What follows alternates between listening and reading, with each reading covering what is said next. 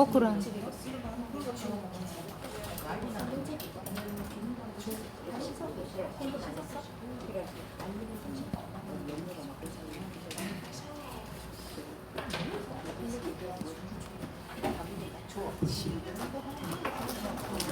시간이 되었고 생명의 찬양 시간 시작하겠습니다. 예, 주변 분들과 인사 오늘은 맥주박하니까 감사를 기억합시다 이렇게 인사할까요? 감사합니다. 돌아가는 분 잊지 말고 찬양하겠습니다.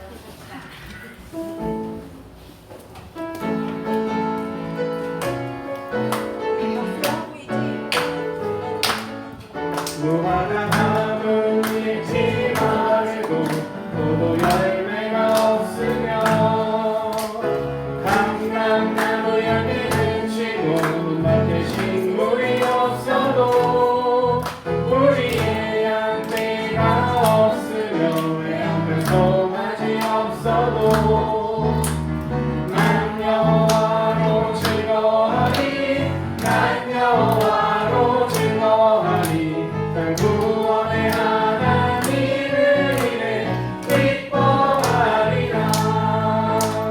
주님 한 분만으로 나는 만족해 나의 모든 것 대신 주님 찬양해 나의 영원한 생명 되신 예수님 목소리 높여 찬양해 주님의 크신 사랑 찬양해 나의 힘과 능력이 되신 주 나의 모든 삶 변화되었네 크신 주의 사랑 찬양해 난 여호와로 즐거워하리 난 여호와로 즐거워하리 난 구원의 하나님을 인해 기뻐하리라. 난 여호와로 즐거워하리 난 여호와로 즐거워하리 난 구원의 하나님을 인해 기뻐하리라. 난 구원의 하나님을 인해 기뻐하리라. 난 구원의 하나님을 인해 기뻐하리라.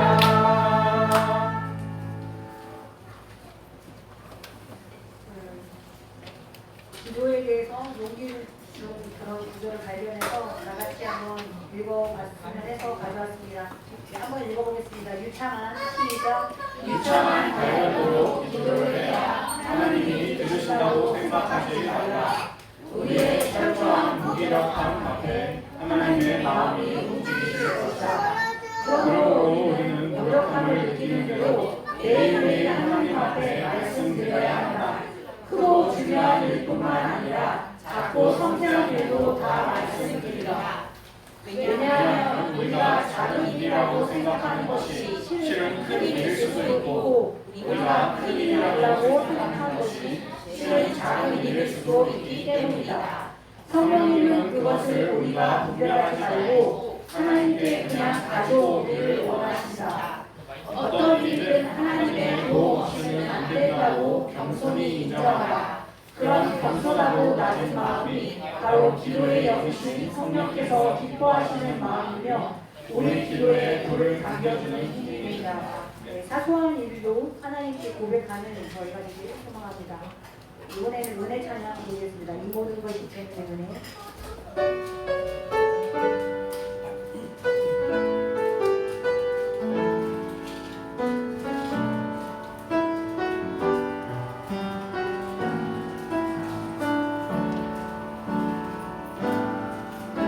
우리가 먼저 사랑하지 않았고 우리가 먼저 용서를 구하지 않아도 주님이 먼저 우리 찾아내셨고 주님이 먼저 우리 용서하셨네. 우리가 아직 선한 것이 없어도 우리가 아직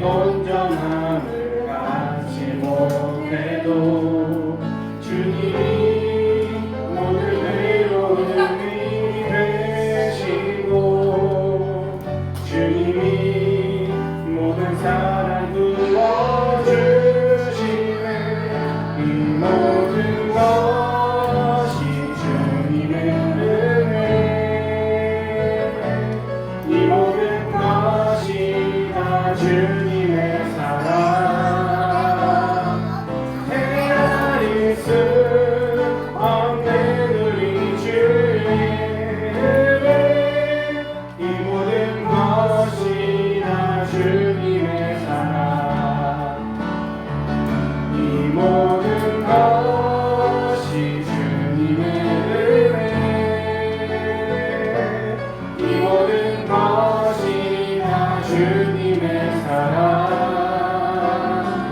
헤아릴 수 없는 우리 주의 은혜 이 모든 것이 다 주님의 사랑 이 모든 것이 주님의 은혜 이 모든 것이 은혜라네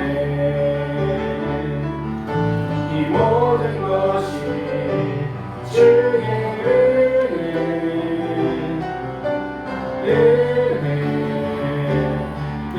은혜라네 이 모든 것이 주님의 은혜 이 모든 것이 은혜라네 이 모든 것이 주의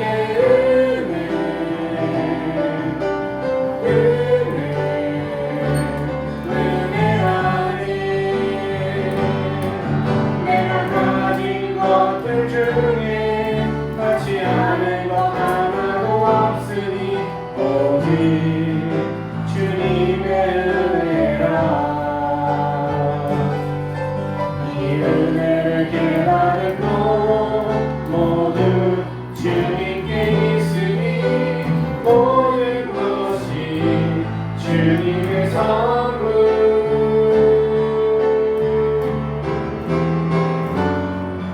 이 모든 것이 주님의 은혜 이 모든 것이 은혜라네 이 모든 것이 주의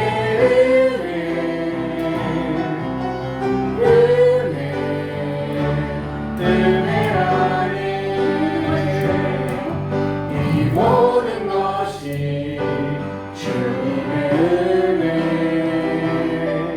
이 모든 것이 은혜라네 이 모든 것이 주의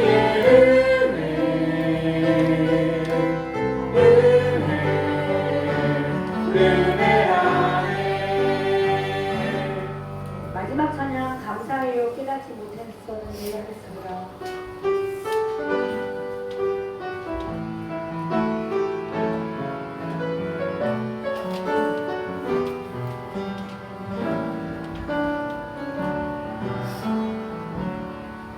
감사해요 깨닫지 못했었는데 내가 얼마나 소중한 존재라는 것 태초부터 지금까지 하나님의 사랑은 항상 날 향하고 있었다는 것 고마워요 그 사랑을 가르쳐준 당신께 주께서 허락하신 당신께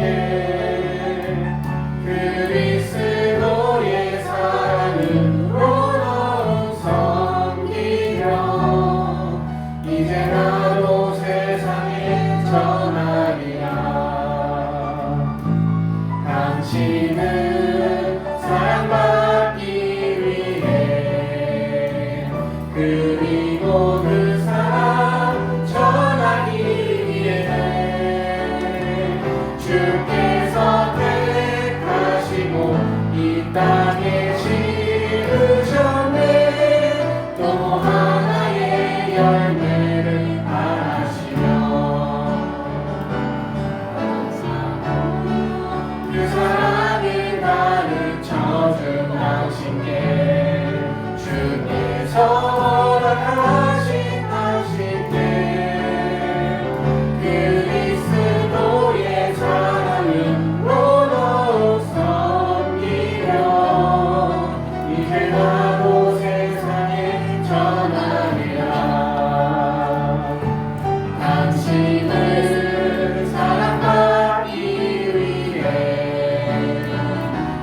드리고 그 사랑 전하기 위해 주께서 택하시고 이 땅에 심으셨네. 또 하나의 열매를 안하시며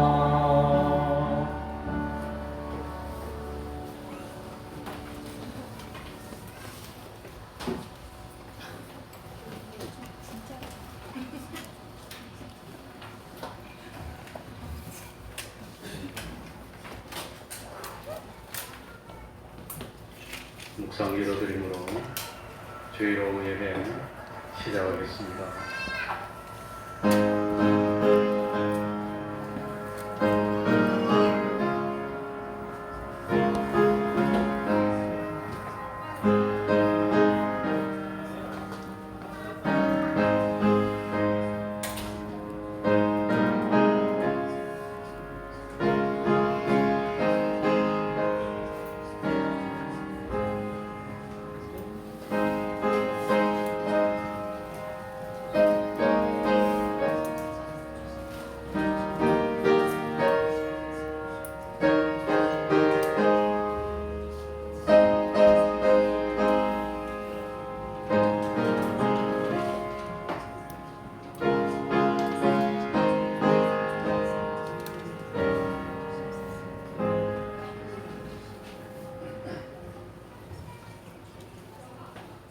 찬송 올리겠습니다.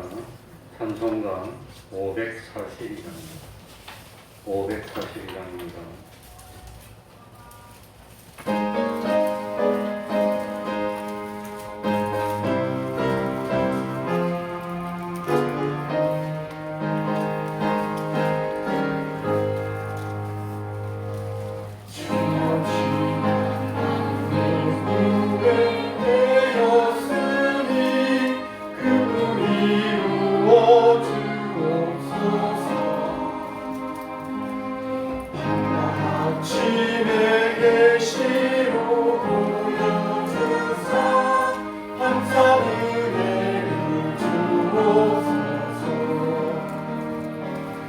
나의 놀라운 꿈 천년남이 기름 장차 그늘에 받을 표니 나의 놀라운 꿈 천년이 이루어져 주님 얼굴을 배우리라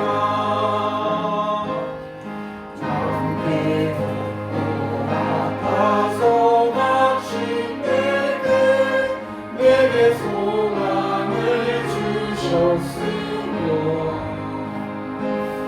내가 영광의 주님을 바라보니 앞길 환하게 보이노라. 나의 놀라운 꿈 청명남이 장차 그늘에 받을 표니 나의 놀라운 꿈 천명이 이루어져 주님 얼굴을 배우리라. 세상 근조를 나라이 달리려도 나는 내 믿음 지키리니 인생 살다가 죽으리 꿈 같으나 오직 내 꿈은 참되리라.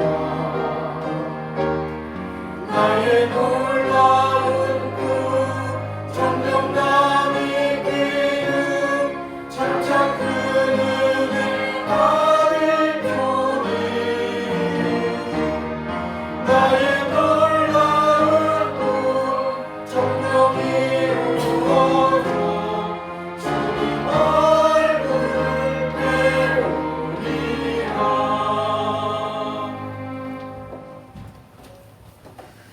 이 시간에는 시편 18편을 26절부터 끝절까지 교독하겠습니다.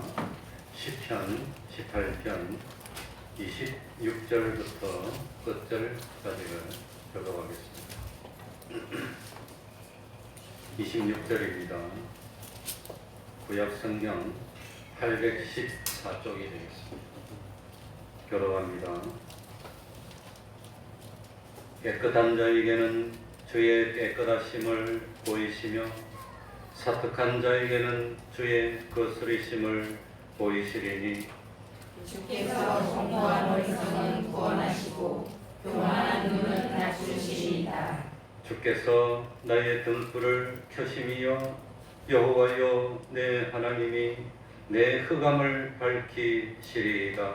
내가 주를 노래하고 성문에 달리며 내 하나님을 주시하고 강을 뛰어 건너나이다. 하나님의 도는 완전하고 여호와의 말씀은 정미하니 저는 자기에게 피하는 모든 자의 방패시로다. 여호와 외에 누가 하나님이며 우리 하나님 외에 누가 반석이뇨. 이 하나님이 힘으로 내게 띠띠우시며 내 길을 완전케 하시며 나의 발로 강사슴 밟게 하시며 나를 나의 높은 곳에 세우시며 내 손을 가르쳐 싸우게 하시니 내 팔이 놋발을 당기도다.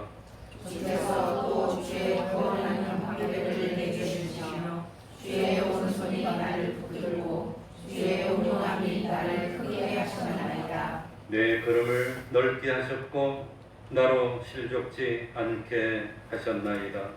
내가 내 원수를 따라 지시니 저희가 왕이 저는 돌이키지 아니하리이다.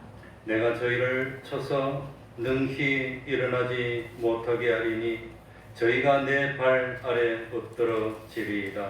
대저 주께서 나로 전쟁케 하려고 능력으로 내게 띠띠우사 일어나 나를 치는 자도 내게 굴복게 하셨나이다. 주께서 또 내 원수들로 등을 내게로 향하게 하시고 나로 나를 미워하는 자를 끊어버리게 하셨나이다.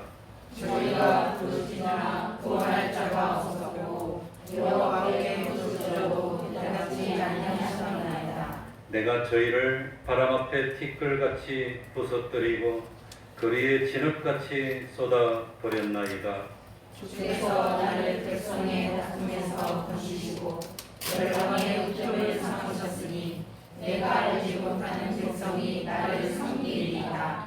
저희가 내 풍성을 들은 즉시로 내게 순복하며 이방인들이 내게 복종하리로다.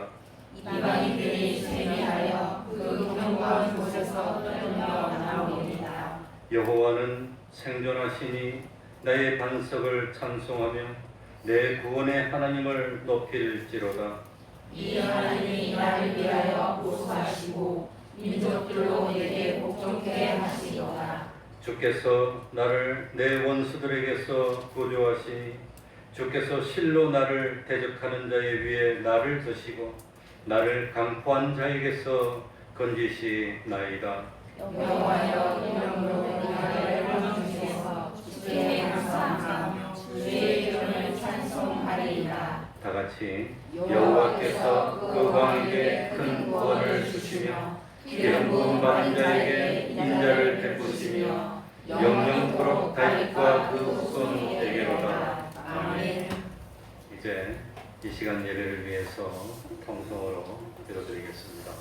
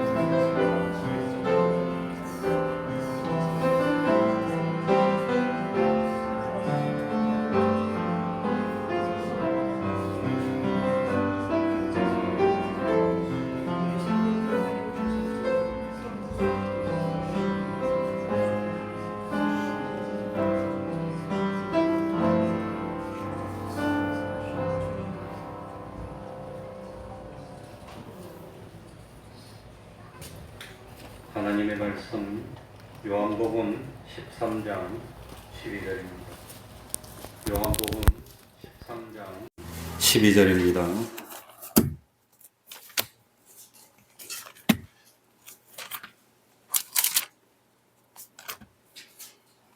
요한복음 13장 12절입니다.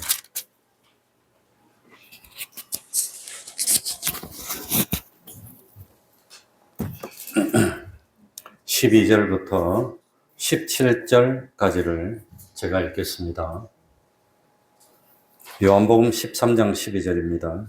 저희 발을 씻기신 후에 옷을 입으시고 다시 앉아 저희에게 이르시되 내가 너희에게 행한 것을 너희가 아느냐? 너희가 나를 선생이라 또는 주라 하니 너희 말이 옳도다. 내가 그러하다. 내가 주와 또는 선생이 되어 너희 발을 씻겼으니 너희도 서로 발을 씻기는 것이 옳으니라. 내가 너희에게 행한 것 같이 너희도 행하게 하려 하여 본을 보였노라. 내가 진실로 진실로 너희에게 이르노니 종이 상전보다 크지 못하고 보냄을 받은 자가 보낸 자보다 크지 못하니 너희가 이것을 알고 행하면 복이 있으리라. 아멘. 우리 병현이가 오후에는 미팅이 있어서 간다 그러길래 뭔 미팅이니? 그랬더니 그러면 6개월 동안 인턴 사원으로 올라왔는데 스카우트 돼서 갔대. 자기가 벌써 이런 지 한 며칠 안 지냈는데 소문이 나가지고 다른 데서 스카우트 돼서 이번엔 처음부터 정규 사원으로 간대. 넌 무슨 일 하는데? 그랬더니 챗GPT로 하는 일을 자기가 맡아. 그 회사에서 챗GPT 가지고 여러 가지 하는 일은 자기가 맡기로 했어. 다른 사람은 이것도 하고 저것도 하고. 그래서 자기가 그거 전문가라서 간대. 이야, 부럽다. 나 좀 가르쳐라. 그랬어요. 그래서 오늘 점심 때 한 수 배웠습니다. 나도. 근데 챗GPT가 나한테 필요한 건 안 가르쳐줘요. 하나님이 어쩌고 저쩌고 할 게 모른대요. 오늘 세족의 의미가 뭘까? 이걸 생각해가지고 아무튼 내가 생각하는 걸 이렇게 쭉 준비를 했는데 내가 생각한 것이 이게 맞는 건가? 정통적으로 내려오는 2000년 기독교 역사에 합당한 건가? 그러니까 거기에서 벗어나면 그건 또 이상한 게 되는 겁니다. 그래서 설교하기 전에 세계 유수한 석학들이 쓴 주석 같은 걸 참고로 해서 찾아봅니다. 찾아봤더니 맞더라고요. 그러니까 저는 설교하기 전에 확인해보고 하지 그냥 하진 않습니다. 그러니까 그 사람들이 한 거에서 제가 생각한 걸 좀 덧붙이고 발전시키는 건 있어도 없는 걸 새로 만들어내고 그러진 않습니다. 그러니까 세족의 의미가 뭡니까? 예수님이 십자가 지기 전날 밤에 참 무릎을 꿇고 제자들의 발을 씻겼습니다. 이게 뭐를 의미하느냐? 네? 그러니까 참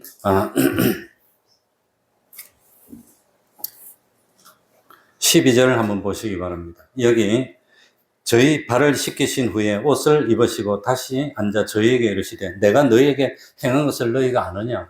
내가 너희에게 행한 것이 뭐지요? 발을 씻겨준 게 이게 무슨 의미인지 너희가 아느냐? 물어봤다는 겁니다. 그게 무슨 의미입니까? 왜 주님이 제자들의 발을 씻겨줬습니까? 그걸 말씀드리려고 그럽니다. 요한복음은 예수님의 뭘 강조한 복음이라고 그랬지요? 기억합니까? 오야, 그것 기억하시네. 모범생입니다. 요한복음은 1장 1절에 보면 태초에 말씀이 계시니라. 이 말씀이 하나님과 함께 계셨으니 이 말씀은 곧 하나님이시니라. 이 말씀이 누구라 그랬죠? 예수님. 예수님이 곧 누구시니라? 하나님이시니라. 그러니까 예수님의 뭘 강조했어요? 신성을 강조했다는 겁니다. 예수님의 신성을. 이 불 꺼지는지 좀 봐주시기 바랍니다. 그러니까 요한복음은 예수님의 신성을 강조했습니다. 그런데 예수님이 하나님이시라는 것을 사람들이 믿었을까요? 안 믿었을까요? 두 가지입니다. 첫 번째는 대부분의 사람들은 다 안 믿었습니다. 다 안 믿었습니다.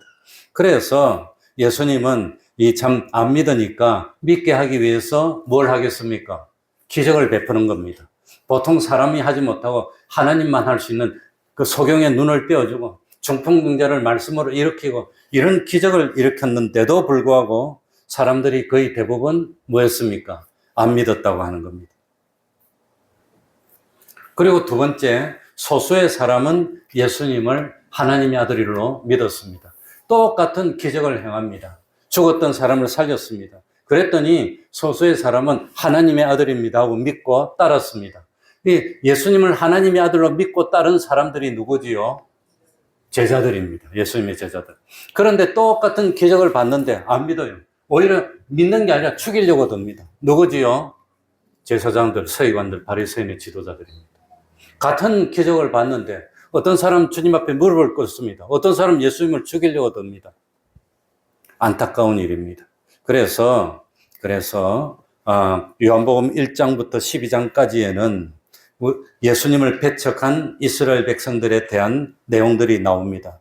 요한복음 13장부터 17장 또 끝 21장까지는 주님을 영접하고 참 하나님의 아들로 믿고 하나님의 자녀되는 권세를 얻은 사람에 대해서 쭉 나오고 있다고 하는 겁니다.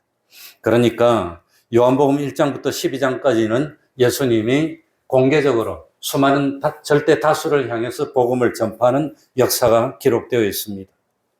그런데 요한복음 13장부터는 예수님이 공개적이 아니라 제자들만 만납니다. 자기를 믿는 사람들만 따로 만나서 심화학습, 그러니까 깊은 내용을 가르쳤다는 겁니다. 여기 있는 사람들은 심화학습을 받는 사람들입니다. 그 구별된 중에 구별됐으니까 참 하나님이 기뻐하는 사람들입니다. 그래서 요한복음 12장 36절인가 보시기 바랍니다. 한 장만 왼쪽으로 넘기면 예수께서 이 말씀을 하시고 저희를 모하여서 끝에 13장 36절 끝에 보면 저희를 모하여서 떠나가서 뭐하니라? 숨으니라. 그러니까 그 다음부터는 저희를 떠나버립니다. 숨어서 이제 안 보여줍니다. 안 보여준다는 겁니다. 그래서 요한복음 13장 1절에 보면은 예수께서 세상을 떠나 아버지께 돌아가실 때가 이런 줄 아시고 그러니까 13장 보면 벌써 십자가를 지기 얼마 전입니다. 보통은 한 보름 전, 일주일 전 이렇게 나옵니다. 그러니까 요한복음 13장부터는 그 예수님이 제자들의 오늘 13장 13절 보면은 12절부터 발을 씻기고 그리고 14장부터 16장까지는 제자들에게 특별히 하늘나라에 대해서 구원의 도리에 대해서 쭉 가르쳐주고 17장부터는 끝장까지는 이제는 17장에는 예수님이 참 하나님께 기도하는 내용을 나옵니다. 그래 제자들을 위해서 기도하고 그리고 18장부터 21장까지는 십자가와 부활에 대한 내용들을 말씀하셨다고 하는 겁니다. 그러니까 처음에는 여러 가지로 가르칩니다. 그러다가 시간이 없고 십자가 질 때쯤 돼서는 이제 안 믿을 사람은 안 믿고 믿을 누구만 가르쳐요? 제자들만 가르쳐요. 제자들만 가르치고 그리고 부활에서는 안 믿는 사람 아예 안 만납니다. 누구에게만 나타나요? 제자들에게만 나타납니다. 부활 후에는 아무에게도 안 나타납니다. 제자들에게 나타나고 믿는 사람들에게만 나타난다는 겁니다. 12절부터 우리 한번 읽어보겠습니다. 저희 발을 다 같이 읽겠습니다. 보입니까? 관원이만 보이면 돼요. 수제자 관원이. 수제자인데 그냥 맨날 공부도 안 해요. 큰일 났어. 서성이 사표 내야 돼. 12절입니다. 시작. 저희 발을 씻기신 후에 옷을 입으시고 다시 앉아 저희에게 이르시되 내가 너희에게 행한 것을 너희가 아느냐. 예수님이 제자들에게 행한 게 뭐지요? 제자들의 뭘 했어요? 발을 씻겼다는 겁니다. 그래서 예수님이 제자들의 발을 씻긴 것이 세족입니다. 세족식입니다. 그러니까 참 예수님 당시에는 길거리 다니면 차가 있습니까? 없습니까? 차 없어. 잘해봐야 노새를 타든지 말을 타든지 했겠지. 길이 포장됐습니까? 안 됐습니까? 포장이 안 됐어. 비포장도래. 그러면 다니면 뭐가 일어납니까? 먼지가 나. 신발이 요새처럼 나이키 뭐 그런 겁니까? 아니면 형편없는 그냥 신발일까요? 그러니까 먼지가 막 들어와. 그냥 발바닥 밑에 그냥 돌이 굴리고 그냥 비라도 오면 진흙이야. 진흙에 밟으면 어떻게 됩니까? 진흙이 막 묻어 그냥. 발이 더러워져. 나갔다가 들어오면 그러니까 뭐 해야 됩니까? 씻어야 되는 겁니다. 씻어야 되는 겁니다. 그러니까 참 나갔다가 들어오면 씻는 겁니다. 근데 제자들은 선생님을 위해서 심부름도 하고 선생님 힘든 거 하려면 못하고 그래 나도 오늘 여기 있다가 왔다 갔다 힘들어요. 새벽에 아침부터 들어가서 데려오지 또 그냥 있지 오후쯤 되면 힘들어서 왔다 갔다 힘들어. 이렇게 우리 사모 핸드폰이 오래돼서 이제 바꿀 때가 됐는데 5년이 됐으니까. 그런데 이 오전 예배 마치면 또 충전해야 돼. 근데 사모가 들어오더라. 나 또 핸드폰 안 내놨어. 가서 가져와라. 이러고 하고 싶은데 또 그럴 수가 없잖아요. 아픈데 힘든 거 일어나서 또 가서 또 갖다 놨어. 얼마나 힘듭니까? 짜증나 정말. 그런데 제자들이 있으면 어떡하게요? 야 가서 좀 갖다 드리라. 그러면 되잖아요. 예수님의 제자들은 예수님도 육신을 가지고 있으니까 힘들잖아요. 어렵잖아요. 그 힘든 일을 했으면 누가 해준단 말입니까? 제자들이 예수님을 좀 쉬게 하기 위해서 도와주고 한다는 겁니다. 그런데 다른 건 다 도와주는데 하나는 안 했어. 뭐? 발 씻는 거. 발 씻는 거는 누가 하는 일입니까? 하인이 하는 일이에요. 종들이 하는 일이에요. 종들. 노예들이 하는 일이에요. 그러니까 발을 안 씻겨주려고 그래요. 그런데 참, 왜 특별히 발을 안 씻기려고 했냐. 바로 오늘하고 같은 본문의 내용인데 다른 성경에는 보면은 이 참 제자들이 이 집에 들어오기 전에 무슨 일이 있었나. 누가복음 22장 24절에 보면 또 저희 사이에 그중 누가 크냐 하는 다툼이 난지라. 네가 잘났나 내가 잘났나 네가 높으나 내가 높으나 누가 크냐. 우리는 그런 걸로 안 싸웁니까? 싸웁니까? 서로 싸워요. 비슷한 사람끼리 모이면 신경전을 많이 해요. 그냥. 우리 교회도 안 그럴 줄 알았더니 그러더라고 옛날에 보니까. 서로. 그러니까 길에서 오다가 네가 높으냐 내가 높으냐 했는데 집에 들어왔습니다. 이제 밥을 먹어야 됩니다. 그런데 이 밥을 먹을 때 우리처럼 신발 신고 들어와서 어디서 먹어요? 식탁에서 먹으면 좀 더러워도 돼. 그런데 이 이스라엘 사람들은 식탁에 앉아서 먹는 게 아니라 식탁이라도 낮은 자리 아니면 식탁이 없는데 이 방바닥에 베풀어 놓고 어떻게 앉아요? 비스듬히 하니까 발이 다 닿잖아, 옆에. 그런데 안 씻고, 이 진흙도 있고, 먼지도 있는 발 가지고 비스듬히 이렇게 놓으면, 밥 먹는데 지장이 되잖아요. 그러니까 씻겨줘야 되는데, 그날따라 아무도 안 씻겨줘. 씻겨주는 사람은 높은 사람입니까? 낮은 사람입니까? 낮은 사람이니까 안 씻겨주지. 누가 높으냐고 싸웠는데 내가 앉아서 씻겨줘? 에이, 몰라. 나도 몰라. 너도 몰라. 나도 몰라. 몰라. 다 안 씻겨줘, 그냥. 그랬다고 하는 겁니다. 지금 상황이 그겁니다. 그러니까 할 수 없이 먼지 묻어서 불편하고 흙도 있고 그런 건데 비스듬히 이래 발 옆에 있는 사람 옆으로 쭉쭉 뻗고 잘못하면 턱 건들리면 손에 묻잖아요 또. 그러니까 그런데도 불구하고 아무도 안 시켜줘. 그날따라서 분위기가 냉랭해 그냥. 신경전이 치열해. 그랬더니 마침내 누가 일어납니까? 13절 보시기 바랍니다. 요한복음 13장 4절에 보시기 바랍니다. 저녁 잡수시던 자리에서 일어나. 그러니까 이미 밥이 시작됐어요. 잡수시던 자리에서 아무도 안 시켜줘. 그러니까 누가 일어났어요? 예수님이 일어났다는 겁니다. 목사님 좀 안 일어나게 해줘요. 쓰레기 좀 버리지 마세요. 보면 결국은 내가 다 줘야 돼. 허리도 아픈데 맨날 무릎도 안 좋은데 앉았다 허렸다. 그러니까 결국은 다 안 하면 누가 하지요? 예수님이 하는 거예요. 예수님이. 수제자들이 해야 되는데 참 예수님이 해요. 예수님. 저녁 잡수시던 자리에서 일어나 겉옷을 벗고 수건을 가져다 허리에 두르시고 이에 대야에 물을 담아. 그러니까 겉옷 입고, 겉옷이 뭡니까? 길쭉한 원피스 같은 거 입는데 그거 입고 있으니까 긁어치니까 하나가 벗어버렸어. 그리고 뭡니까? 수건을 가져다가 허리에 딱 두르고 그리고 가가지고 참 입구에 가나에 혼인잔치에 집 입구 방 입구에 뭐가 있었죠? 항아리에 뭐가 들었어요? 물이. 그게 물을 대야에 떠서 방 안에 들어왔으니까 이제 하나씩 드리고 나갈 수는 없고 대야에 물을 떠가지고 대령해가지고 끓고 씻겼다는 일이 비스듬하게 있는데 그거 가서 씻기고 닦고 이렇게 했다는 겁니다. 예수님이 그렇게 하셨다는 겁니다.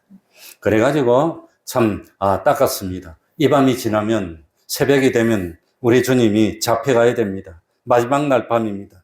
그런데도 주님이 그 피곤한데 좀 쉬게 해주지 그냥 그날따라. 그런데 쉬게 안 해주고 그랬다고 하는 겁니다. 힘들 때는 벌써 그런 13장 2절 보시기 바랍니다. 그러니까 1절에는 6월절 전에 떠날 뗀 줄 아시고 제자들을 끝까지 사랑해서 사랑을 실천했습니다. 2절에 마귀가 벌써 시몬의 아들 가룟 유다의 마음에 예수를 팔려는 생각을 넣었더니, 그러니까 그거 다 알고 있습니다. 그런데 가룟 유다 앞에서도 씻어줍니다. 누구를 사랑한 거예요? 원수를 사랑한 겁니다. 우리 예수님은 말만 하지 않습니다. 실천했습니다. 그리고 3절에 저녁 먹는 중에 예수는 아버지께서 모든 것을 자기 손에 맡기신 것과 또 자기가 하나님께로부터 오셨다가 하나님께로 돌아가실 것을 아시고 이미 알고 있습니다. 좀 있으면 십자가에 매달리는데 그날 저녁에 좀 피곤 안 하게 좀 쉬게 해주지 하필이면. 그런데 그걸 다 했다고 하는 겁니다. 그러면서 물어봤습니다. 내가 너희에게 행한 것을 너희가 아느냐? 너희가 아느냐? 제자들의 발을 다 씻겨주고 이것이 뭘 의미하는지 아느냐? 물어본 겁니다. 그래가지고 한 사람씩 다 씻어줬는데 베드로는 자기 입으로 예수님을 누구라고 고백했지요? 주는 그리스도시요. 누구? 하나님의 아들인데 하나님의 아들이 자기에게 어떻게 발을 씻어줘? 그러니까 베드로가 6절에 시몬 베드로에게 이르시니 가로되 주여 주께서 내 발을 씻기시나이까? 양심이 있으니까 도덕적으로 주님이 어떻게 내 발을 씻겨줍니까? 어제 우리 집에 손자가 왔는데 의자에서 밥 먹다가 이상해서 내가 딱 들어보니까 방석이 젖었더라고요. 애들이 앉았다가 방석이 젖었으면 뭐 한 거지요? 냄새가 그냥 팍 나더라고. 그냥 똥 쌌어. 밥상머리였어. 그러니까 그걸 갖고 나가서 씻기더라고. 난 우리 동준이가 그랬어요. 밥 먹다가 똥 쌌어. 그래가지고 제일 못 씻겨서 또 이래 왔는데 아빠한테 오더니 얼굴에 축 앉더라고. 그 엉덩이를 가지고. 그랬던 아들인데 참. 그러니까 참 베드로는 미안하니까 주님 나를 씻기십니까? 그랬더니 씻기지 말라는 뜻입니다. 그래서 7절 보시기 바랍니다. 예수께서 대답하여 가로사대 나의 하는 것을 너희가 이제는 뭐하지 못하나 알지 못하나 이후에는 알리라. 그러니까 내가 하는 것이 무슨 의미인지 알았다면 막지 않았을 거라는 겁니다. 지금 알지 못하니까 그런다는 겁니다. 그만큼 중요한 거라는 뜻입니다. 그러나 이후에는 알리라. 그랬더니 참 뭡니까? 8절에 보니까 베드로가 그러되 내 발을 절대로 씻기지 못하시리이다. 베드로가 진짜로 못 씻깁니다. 이 베드로는 뭘 생각했습니까? 뭘 생각해서 못 씻기게 하지요? 예의를 생각해서. 스승이 어떻게 꿇어 앉아서 제자의 발을 씻길 수 있나? 절대로 못합니다. 베드로는 지금 뭘 생각하고 있는 겁니까? 유괴를 생각하고 있는 겁니다. 그러니까 예수께서 대답하시되 내가 너를 씻기지 않으면 내가 나와 무엇이 없느니라? 상관없느니라. 예수님하고 상관없는 사람은 어디 갈 사람입니까? 지옥 갈 사람이야, 지옥 갈 사람. 상관없어, 너 나하고 상관없어.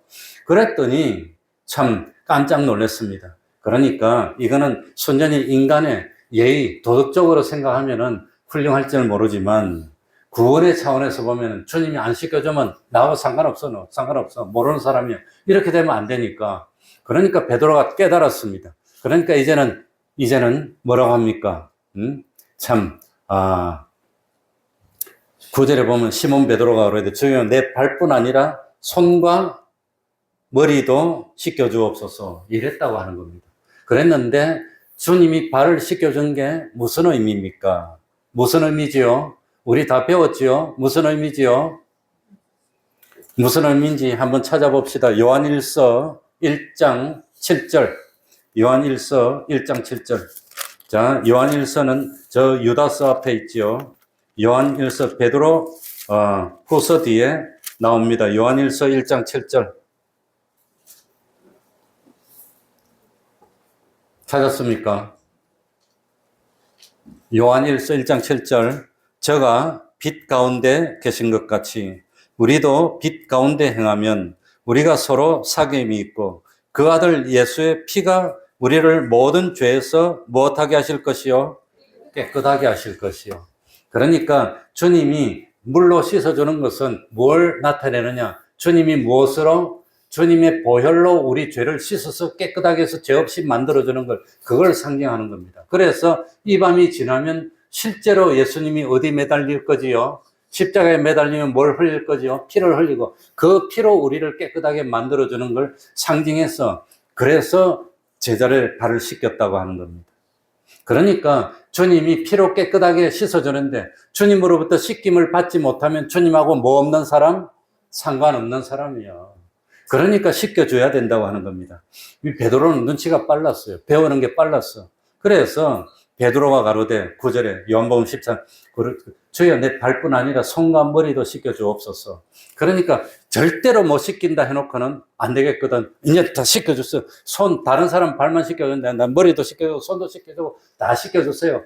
이제 요랬다고 하는 겁니다. 그랬더니 예수님이 10절입니다. 중요한 말씀입니다. 요한복음 13장 10절 다 같이 읽겠습니다. 예수께서 시작. 예수께서 가라사대 이미 모욕한 자는 발밖에 씻을 필요가 없느니라. 온 몸이 깨끗하니라. 너희가 깨끗하나 다는 아니니라 하시니. 그러니까 예수님이 우리가 다 아는 그 유명말, 이미 무엇을 한 사람은, 모욕한 사람은 뭐만 씻으면 돼요? 발만 씻으면 된다고. 그래서 예수님이 발을 씻겨줬다고 하는 겁니다. 그러면 모욕한 사람은 왜 발만 씻으면 됩니까? 그러면 모욕한 건 뭐고 발만 씻는 것은 뭡니까? 이제 이게 문제겠죠. 그게 뭡니까? 그러니까 우리는 다 배워서 알고 있겠지만 주님이 씻겨주는 것은 주님의 귀중한 피로 우리를 죄에서 씻어서 참 죄 용서함의 은혜를 입을 수 있도록 만들어주는 겁니다. 그런데 모욕을 했다는 것은 이미 머리끝부터 발까지 주님의 보혈로 깨끗하게 씻음 받았다는 뜻입니다. 머리끝부터 발끝까지 깨끗하게 씻음을 받고 그래가지고 우리가 참 의로운 사람이 되는 거, 이걸 뭐라 그럽니까? 이걸 중생이라 그럽니다. 살아나는 겁니다. 그러니까 중생된 것은 뭘 의미하느냐? 구원 얻은 것을 의미합니다. 의롭다함을 입었습니다.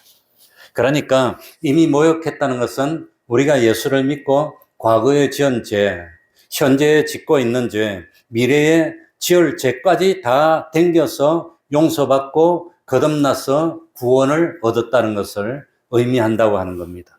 그런데 우리가 언제 중생받았지요? 압니까? 모릅니까? 언제 중생받았는지 아는 사람이 있습니까? 그러니까 그건 모릅니다.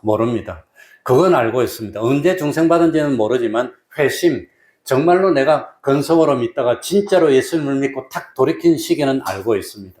그런 건 기억이 나지만, 그래서 예수님이 이미 모욕한 사람은 했는데 예수님이 제자를 모욕시켜 준 적이 있습니까? 없습니까? 성경에 나옵니까? 안 나옵니까? 안 나옵니다. 그렇기 때문에 그건 말은, 그러니까 참 중생은 언제 됐는지 본인이 모르게 중생이 됩니다. 대부분 다 모릅니다. 그러니까 이 모욕하는 것은, 중생은 평생에 한 번입니까? 여러 번입니까? 중생은 한 번입니까? 여러 번입니까? 한 번입니다. 똑바로 알아야 됩니다. 한 번입니다. 한 번. 세례는 한 번입니까? 여러 번입니까? 한 번 받습니다. 세례를 한 번 받습니다. 그러니까 완전히 예수 믿어서 죄 용서함을 받고 하나님의 자녀가 되어서 구원 얻는 중생은 평생에 한 번입니다. 그런데도 불구하고, 모욕한 사람이라도 불구하고 뭘 씻어야 된다 말입니까? 발을 씻어야 된다고 하는 겁니다. 그러니 왜 발을 씻어야 됩니까? 왜 그러지요?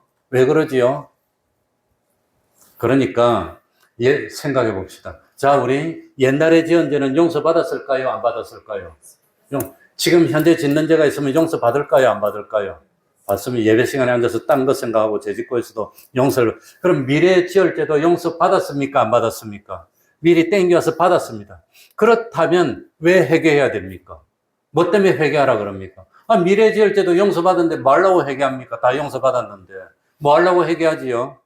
뭐 하려고 회개해요? 아는 사람. 챗GPT한테 물어보든지 그러면. 그런데 그런 건 물어봐도 모른다더라고요. 모른다고 대답해요. 그래서 내 경영이한테 오늘 물어봤는데 지도 못한대, 그런 거는. 전문가도 안 되나 봐요. 그런데 미래의 지혈죄까지 땡겨서 용서받았는데 왜 회개하라 그럽니까? 왜 회개하라 그러지요? 모욕했다는 것은 기본권 받은 겁니다. 그죠? 이제 중생에서 기본권 받았습니다. 아무리 기본권 받은 사람이라도 생활하다 보면은 죄를 짓게 됩니다. 죄를 지을 때는 내가 하나님하고 동행하고 있는 겁니까? 하나님을 배척하고 악령하고 하나 된 겁니까? 악령하고 하나 된 겁니다. 그러니까 근본적으로 하늘나라 갈 사람이지만 지금 죄를 지을 때는 누구의 유혹을 받고 있는 겁니까? 마귀의 유혹을 받아서 죄를 짓고 있습니다. 그러니까 악령에 사로잡혔습니다. 내 심신이 악령에 사로잡혔을 때를 무슨 사람이라고 부르지요? 옛사람이라고 부릅니다. 성령님과 하나 됐을 때를 무슨 사람이라고? 새 사람이라고 부릅니다. 그런데 아무리 모욕한 하나님의 백성이 돼서 법적으로는 천국 시민권을 주민등록증을 가지고 있더라도 우리 대한민국 주민등록증 가지고 있는 사람 중에 간첩질하는 사람이 있을까요? 없을까요? 많이 있어요. 많이 있어요. 간첩질하는 사람. 간첩질하는 사람 전쟁에는 적결 처분 죽여버립니다. 지금 우크라이나에서 간첩질을 해다가 죽은 사람 많습니다. 그러니까 우리들이 하나님의 백성이 됐는데도 불구하고 마귀에게 팔려가지고 지금 죄를 짓고 있을 때는 뭐가 안 되느냐? 성화가 안 되는 겁니다. 건설권을 못 이룬다는 겁니다. 그러니까 회개하라는 것은 지금 죄를 지은 걸 지금 회개하고 마귀를 떨쳐내고 다시 성령님을 영접해서 성령님하고 운행해서 하나가 되어야 건설권, 성화가 이루어지는 겁니다. 그래서 뭡니까? 지금 죄를 짓고 있는 거기에서 회개하는 것을 의미하는 것이 뭐냐? 발을 씻는 겁니다. 발을 씻는 것. 모욕한 우리도. 그렇기 때문에 아들이라도 같은 아들이 아닙니다. 다 아브라함은 믿음의 조상입니다. 모세는 이스라엘을 구원한 구원자입니다. 사도 바울 같은 사람은 신약 성경을 13권이나 짓고 저 유럽으로 복음을 전파해서 기독교를 부흥시킨 그런 사람이 이룬 구원하고 예수님이 십자가에 매달렸을 때 옆에 있다가 마지막에 죽기 직전에 죽어가면서 나도 생각하소서 나와 함께 나그네에 있으리라. 그리고 폭 죽어서 구원받은 사람하고 건설권이 같을까요? 다를까요? 다르다고 하는 겁니다. 그러니까 같은 아들이라도 하나님이 같은 아들이라도 천냥지차가 나는 겁니다. 그게 건설권입니다. 그래서 왜 건설권이라고 했나?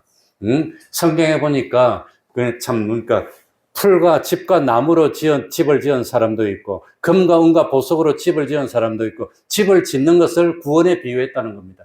그래서 집을 짓는 것을 요창하게 표현하니까 두 글자로 뭐가 됩니까? 건축이 된다는 겁니다. 그러니까 건설권이라는 표현을 빌려서 썼기는 썼는데 성경에 나오니까 그러니 아무리 모욕한 사람이라도 기본 회개를 했습니다. 그걸 기본 회개라 그럽니다. 그리고 기본 회개한 사람도 무슨 회개를 해야 돼요? 평생 회개. 조직신학 보면 그건 다 나옵니다. 어느 책에도 안 빠지고 다 나옵니다. 기본 회개해서 안 믿던 사람이 믿었어. 예수를 믿어서 이제는 기본권을 얻었습니다. 얻은 사람도 죄를 지을 때마다 평생 회개하는 이유가 뭡니까? 뭐가 안 되니까?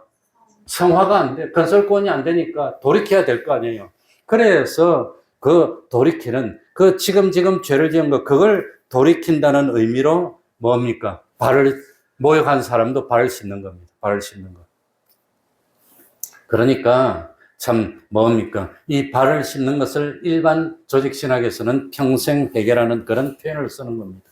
그러니까 참 아무리 내가 하나님의 백성이 됐지만 마귀의 유혹에 빠져가지고 하나님을 배반하고 죄를 짓다가 마귀하고 하나가 되어 있을 때는 회개해서 돌이켜서 악령을 내어 빼고 성령님을 영접해서 다시 성령님이 내 심신을 주장해서 움직여야 성화가 되고 건설권을 이룰 수가 있다고 하는. 그래서 천국이 가까웠으니까 회개하라고 하는 건 회개해.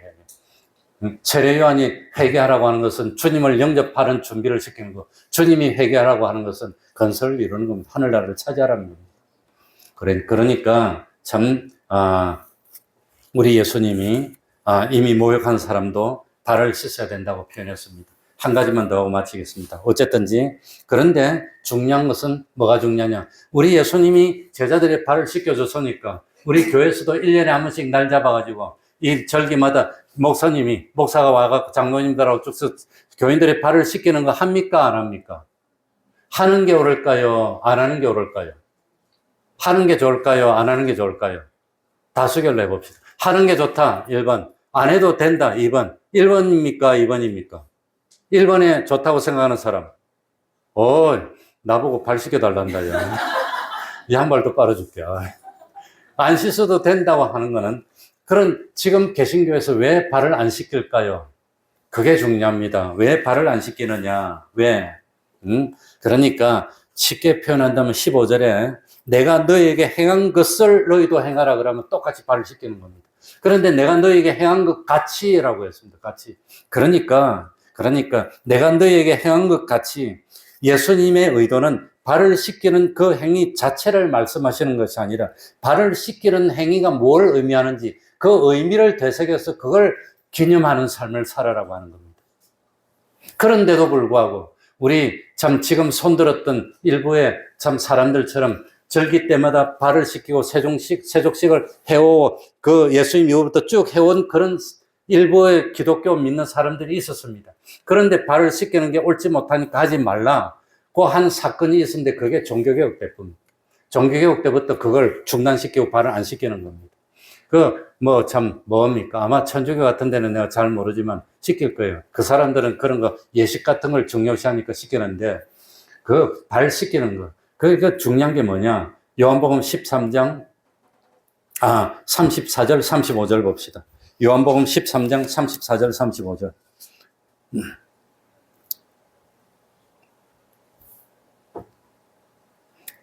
34절 35절입니다. 새 계명을 너희에게 주노니 서로 무엇하라?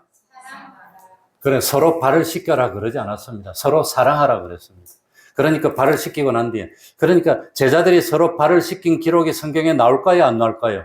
한 번도 안 나옵니다. 만약에 내가 행한 것을 너희도 행하라 그러면 제자들도 서로 발 씻겨야 될 거 아니에요. 주님의 명령인데. 그런데 성경에 보면 제자들이 서로 발 씻긴 거 한 번도 안 나옵니다. 그리고 주님 말고 다른 이 예수님의 제자들이 땅 끝까지 전도하러 와서 발을 씻기고 한 거 나옵니까? 한 번도 안 나옵니다. 그래서 서로 사랑하라. 내가 너희를 사랑한 것 같이 너희도 서로 사랑하라. 너희가 서로 사랑하면 이로써 모든 사람이 너희가 내 누구인 줄 알리라? 제자인 줄 알리라. 너희도 서로 발을 씻기면 내 제자인 줄 알리라. 그러지 않았다고 하는 겁니다. 서로 사랑하면. 그러니까 사랑 중에 최고 큰 사랑이 뭐라 그랬죠? 친구를 위해서 무엇을 버리면? 목숨을 버리면. 우리를 주님이 오전에 말했죠. 사랑하는 제자들 보고 뭐라고 불렀어요? 친구라고 불렀어. 친구 너희들에게. 그런데 친구 되는 우리를 위해서 주님이 뭘 줬어요? 생명을 줬어. 그러니까 참 생명을 줘서 우리를 구원으로 건져냈다는 겁니다. 멸망에서. 우리도 그 일을 하라면 그게 뭡니까? 발 씻기는 의미라고 하는 겁니다. 모여라고. 그거 해라는 거지. 앉아가지고 뭐 행사할 거 없나, 좀 멋진 거 없나, 뭐 해가지고 이 물 갖다 놓고 쫙 교인들 오면 발 씻겨주고 그런 거 우리 개신교에서는 안 한다고 하는 겁니다. 그거 아니라 그 의미, 사랑의 진짜 의미가 뭐냐? 멸망하는 사람을 건져내서 구원으로 이끌어주는 그 사랑과 섬김과 봉사를 하라고 하는 겁니다. 그거 해라고 하는 겁니다. 그래서 예수님은 실제로 6월절이 됐을 때 대물을 벌써 발을 씻겼고 6월절 날 아침에 십자가에 매달려서 피를 흘리면서 그 보혈로 우리를 씻겨서 죄 없는 사람을 만들어 주셨고 그리고 그 6월절 어린 양이 6월절이 뭡니까? 어린 양의 피로 구원받은 걸 상징했는데 그 어린 양이 누구였지요? 예수님. 그 예수님이 실제로 6월절 날 피를 흘려서 우리를 구원하게 됐다는 겁니다. 6월절 절기에. 그러니까 주님은 참 사랑의 본을 보여주셨고 참 6월절 어린 양의 실제가 되어주셨고 우리들도 그렇게 섬김의 삶을 살면서 참 친구를 위해서 섬기는 삶을 살고 발을 씻어주는 그런 참 죄에서 건져내는 그런 일을 하면은 참 주님의 누가 된단 말이죠? 제자가 된다고 하는 겁니다. 그러니까 우리도 주님의 제자의 길을 가는 우리들이 돼야 되겠습니다. 기도하겠습니다. 하나님 아버지 감사드립니다.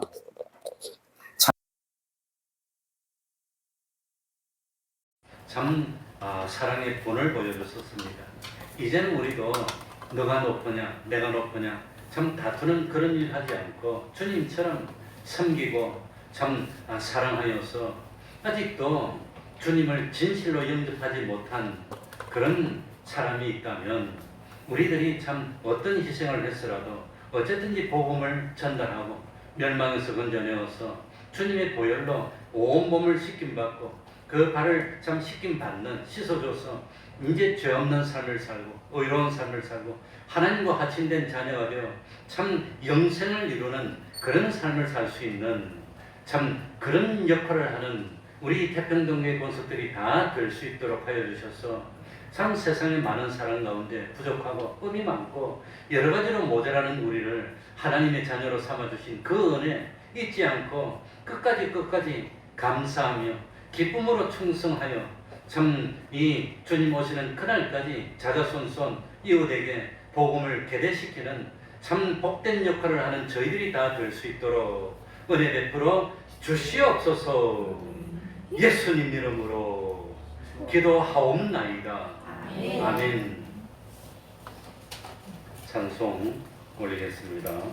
찬송가 507장입니다. 찬송가 507장입니다.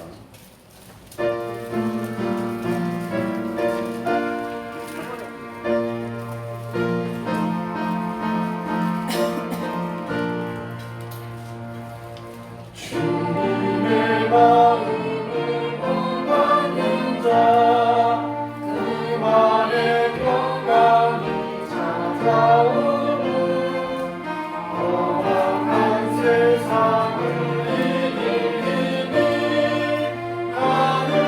하늘로부터 임함이로다.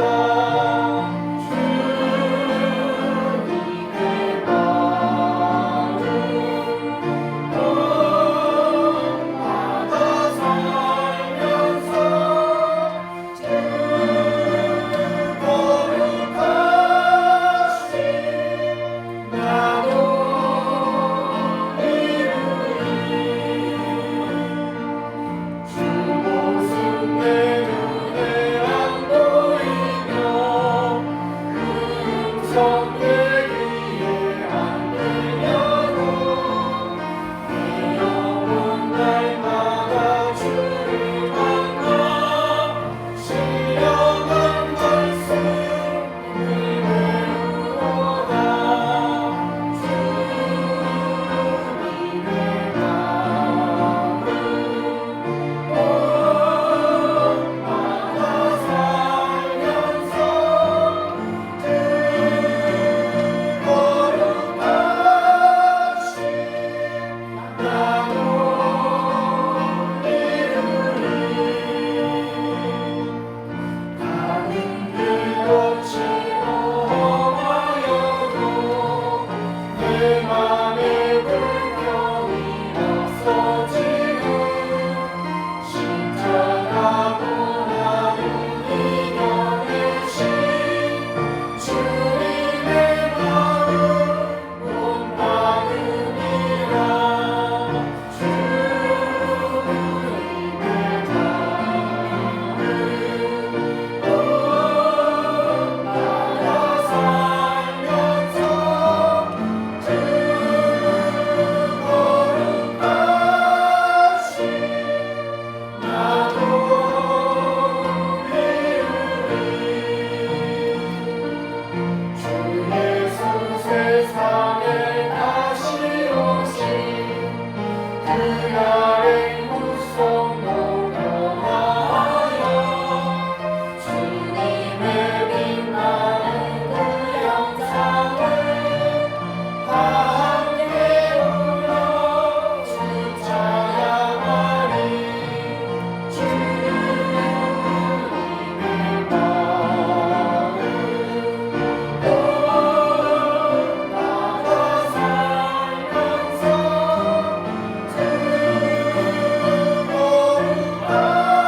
거룩하신 나도 이루리.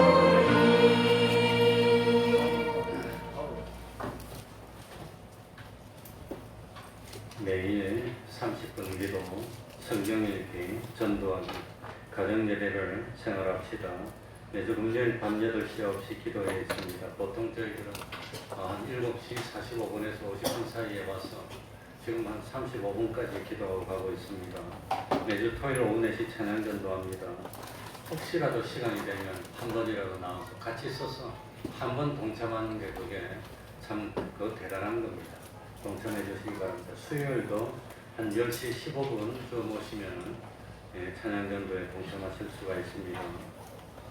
다음 주는 오늘 감사원금 못하신 분들은 동참해 주시기 바랍니다. 7월 25일 하루 일정으로 대천 갈 텐데 제가 미리 한번 답 사가서 뭐 시설이 어떻게 되어 있는지 또 뭐 옷을 맡기는 데가 있는지 또 뭐 시설 곳은 어떻게 되어 있는지 그런 거 미리 다 한번 보고 또 뭐 가서 앉아서 더운데 수박이라도 하나 까먹어야 되는데 그럴 만한 뭐 시설이 있는지 아무튼 다 보고 올 겁니다. 그러니까 또 그날 혹시 그냥 날 잡아서 그냥 평생에 처음이라고 갔더니 비 오고 파도 치고 뭐 그래도 한번 보고 오면 좋지 뭐. 그러지 않도록 날씨가 참 좋아서 즐겁게 지낼. 그 전에 우리 아무튼 여기 오기 전에 효자촌에 있을 때 분당에 우리 어르신들 모시고 한번 갔다 온 적이 있습니다. 가기 전에는 뭐 괜찮다고 그러던데 물에서 안 나와. 얼마나 재밌는지. 물어보니까 한 60, 70 되신 집사님들이 몇 년 만에 와봤습니까? 40년 만에 와봤다고, 50년 만에 와봤다고. 나올 생각을 안 해요. 얼마나 재밌는지. 파도 오면 열했다. 그렇게 즐거워하시더라고요. 아무튼 이번에는 우리 청년들 데리고 한번 갔다 오도록 하겠습니다.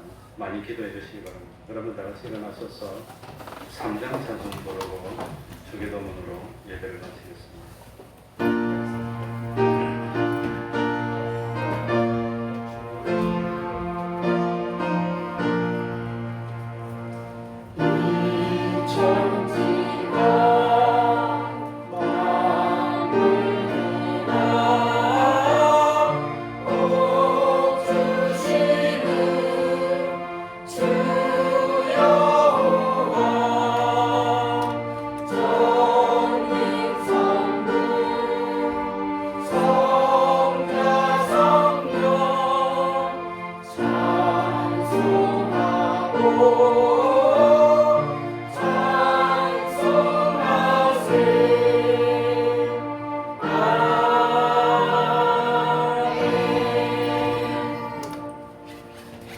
하늘에 계신 우리 아버지여, 이름이 거룩히 여김을 가르치오며 나라의 임하옵시며 뜻이 하늘에서 이룬 것 같이 땅에서도 이루어지이다.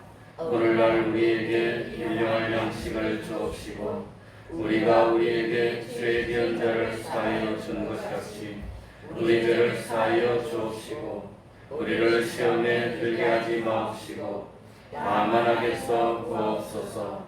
내게 나라와 권세와 영광이 아버지께 영원히 있사옵나이다. 아멘.